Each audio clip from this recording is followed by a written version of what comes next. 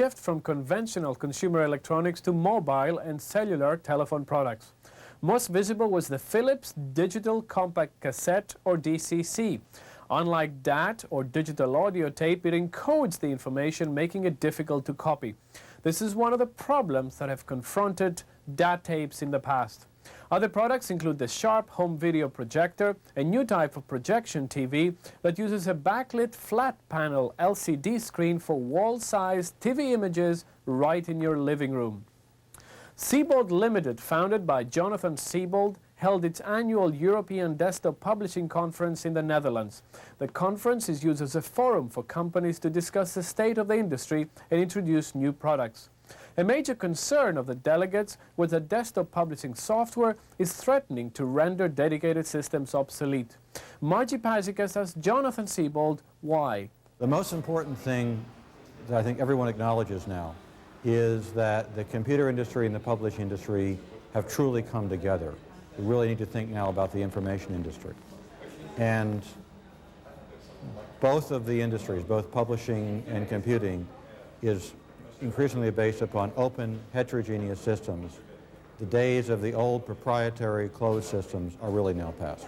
An interesting company there was Computer Media of Hungary. Geza Zilagi explained his reason for being there. Computer Media is a Hungarian company who is a system integrator and value-added reseller in Hungary, working onto the Hungarian DTP and prepress market, which is indeed an emerging market at the moment. Dozens of new papers and magazines are appearing each month. With the advent of war in the Gulf, a large number of computer systems are being shipped to the area. The Allied forces have access to many PCs linked to battle information, but CPT Corporation is leading others as the main supplier.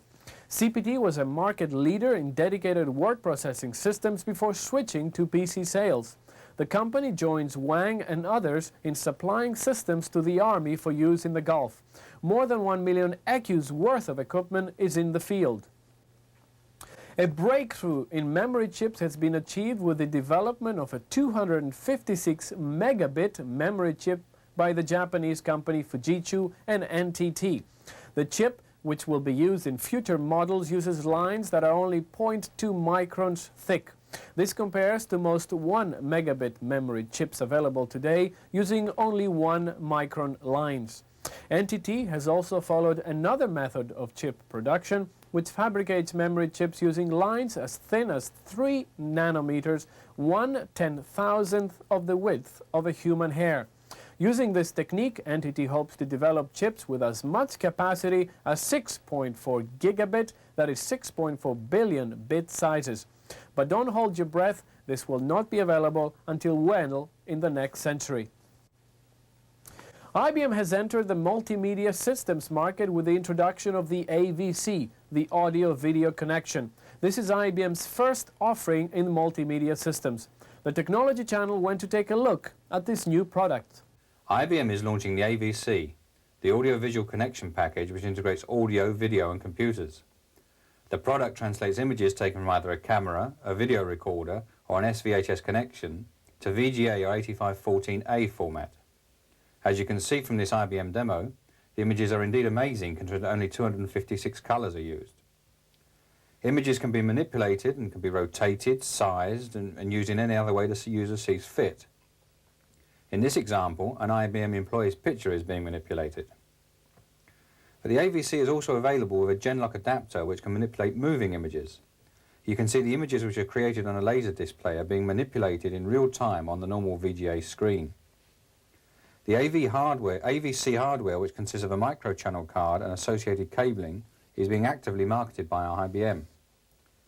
As Paul Hausentraut, an IBM systems engineer, said, the marketing plans aim to make this card available to anyone. It can have an impact on all sections of the IBM personal computer market, but it will be used in the first place. So when the technology is new, there are some niches in the market which will be much more available for that technology. I think about education, training, interactive education, point of sales, point of information, things like that can be a direct market for multimedia application, but it can go much further than that. We've seen the interface on computers move from plain text to graphics.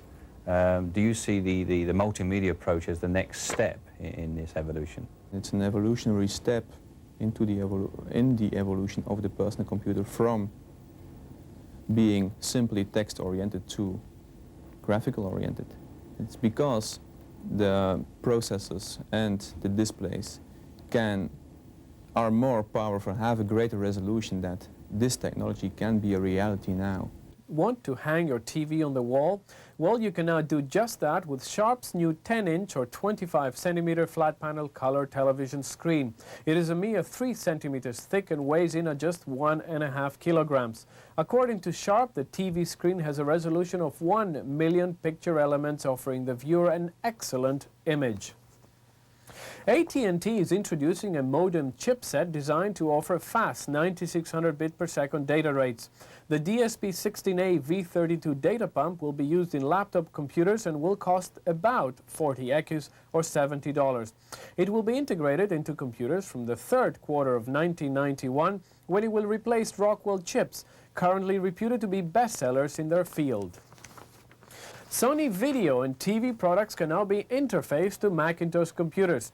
This is the result of the introduction of the VBox controller, which uses the LANC remote control language to control the video and TV products via the Mac.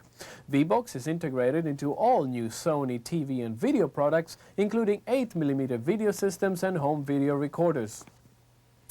The new Laser Printer 4 from Star Micronics is set to sell for less than 1,000 ECUs or $1,400. The 4-page per minute printer is a direct competitor of the Hewlett-Packard LaserJet 2P. It uses the Intel i960 reduced instruction set processor chip. This is the first time this chip has been used in a laser printer, most of which are currently controlled by Motorola 68000 processor chips. It's not only computer companies that attend computer shows. Many non-related products are offered to visitors, taking advantage of specific market variations. As Peter Jones reports from the Amiga show in Cologne, Germany, one company should not have been there. Behind me, standing out like a sore thumb at this computer show, are Philip Morris, who have chosen to advertise their cigarettes here. This is at a show which will be frequented by youngsters from 7 and up. A very sad thing to see. And finally, Atari has reduced the price of the Lynx and the Portfolio computers.